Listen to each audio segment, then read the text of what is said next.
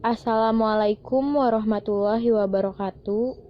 Perkenalkan, kami dari kelompok 31. Nama saya Anissa Fitriani dengan NIM 201109122200035.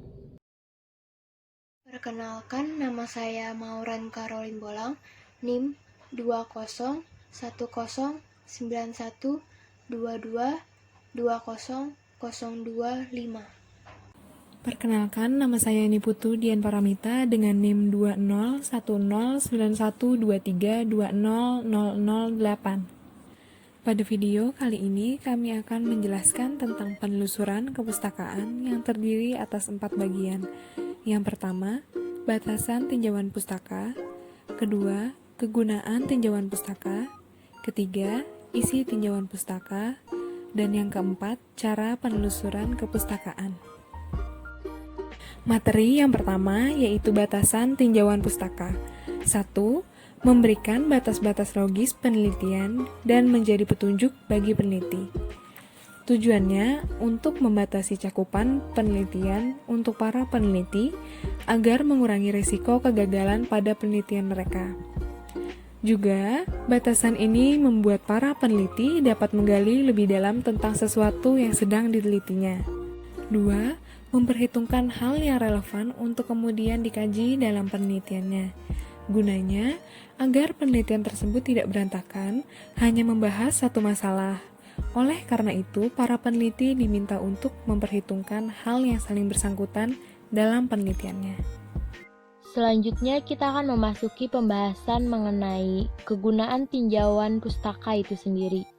Menurut Kestetter and Hessler pada tahun 1984, tinjauan pustaka berfungsi antara lain sebagai berikut. Yang pertama, untuk mengkaji sejarah permasalahan. Sejarah permasalahan meliputi perkembangan permasalahan dan perkembangan penelitian atas permasalahan tersebut. Pengkajian terhadap perkembangan permasalahan secara kronologis sejak permasalahan tersebut timbul sampai pada keadaan yang dilihat kini akan memberi gambaran yang lebih jelas tentang perkembangan materi permasalahan, tinjauan dari waktu ke waktu, berkurang atau bertambah parah, apa penyebabnya. Mungkin saja tinjauan seperti ini mirip dengan bagian latar belakang permasalahan yang biasanya ditulis di bagian depan suatu usulan penelitian. Yang kedua, membantu pemilihan prosedur penelitian. Dalam merancang prosedur penelitian, banyak untungnya untuk mengkaji prosedur-prosedur yang pernah dipakai oleh peneliti-peneliti terdahulu dalam meneliti permasalahan yang hampir serupa. Pengkajian meliputi kelebihan dan kelemahan prosedur-prosedur yang dipakai dalam menjawab permasalahan. Dengan mengetahui kelebihan dan kelemahan prosedur-prosedur tersebut, kemudian dapat dipilih, diadakan penyesuaian, dan dirancang suatu prosedur yang cocok untuk penelitian yang dihadapi. Kemudian yang ketiga, mendalami landasan teori yang berkaitan dengan permasalahan. Salah satu karakteristik penelitian adalah kegiatan yang dilakukan haruslah berada pada konteks ilmu pengetahuan atau teori yang ada. Pengkajian pustaka dalam hal ini akan berguna bagi pendalaman pengetahuan seutuhnya tentang teori atau bidang ilmu pengetahuan yang berkaitan dengan permasalahan. Pengenalan teori-teori yang tercakup dalam bidang atau area permasalahan diperuntukkan untuk merumuskan landasan teori sebagai basis perumusan hipotesa atau keterangan empiris yang diharapkan. Yang keempat, mengkaji kelebihan dan kekurangan hasil penelitian terdahulu. Dalam penelitian yang akan dihadapi, sering diperlukan pengacuan terhadap prosedur dan hasil penelitian yang pernah ada. Kehati-hatian perlu ada dalam pengacuan tersebut. Suatu penelitian mempunyai lingkup keterbatasan serta kelebihan dan kekurangan. Evaluasi yang tajam terhadap kelebihan dan kelemahan tersebut akan berguna terutama dalam memahami tingkat kepercayaan hal-hal yang diacu. Yang kelima ada menghindari duplikasi penelitian. Kegunaan yang kelima ini agar tidak terjadi duplikasi penelitian sangat jelas maksudnya. Masalahnya, tidak semua hasil penelitian dilaporkan secara luas.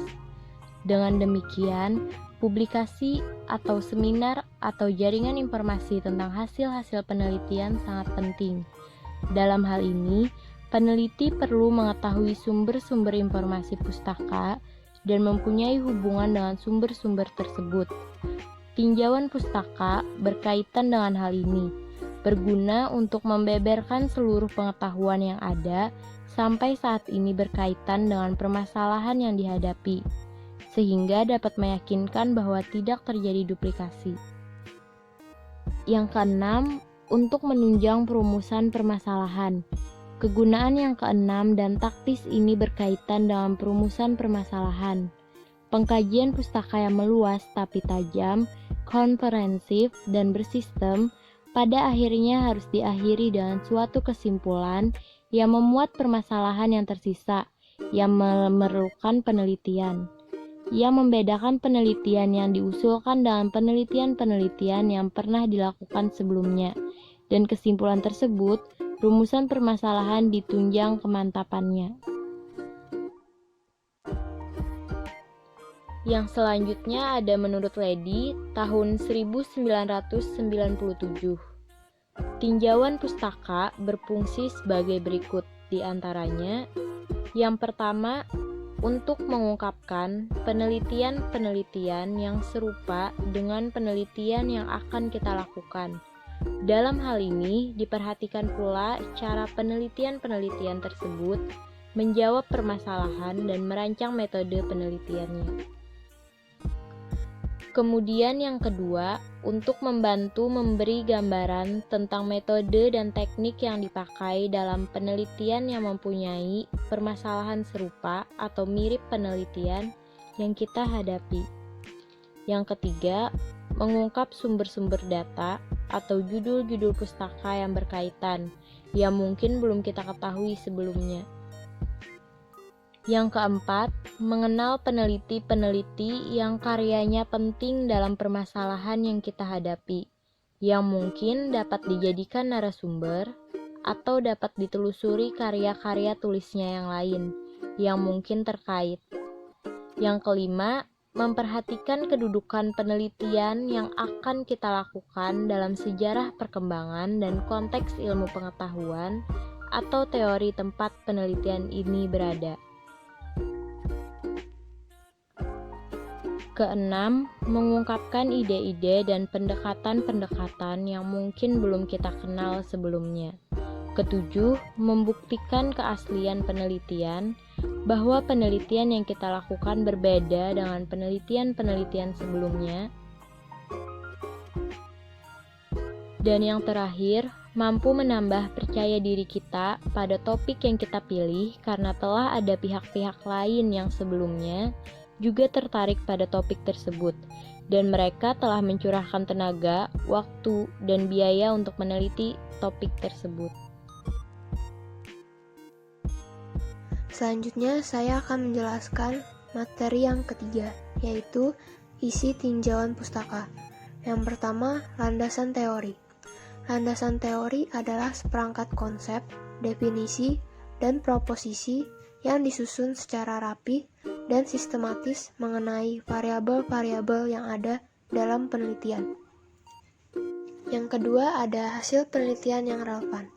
Pengertian penelitian relevan adalah suatu penelitian sebelumnya yang sudah pernah dibuat dan dianggap cukup relevan, atau mempunyai keterkaitan dengan judul dan topik yang akan diteliti, yang berguna untuk menghindari terjadinya pengulangan penelitian dan pokok permasalah yang sama.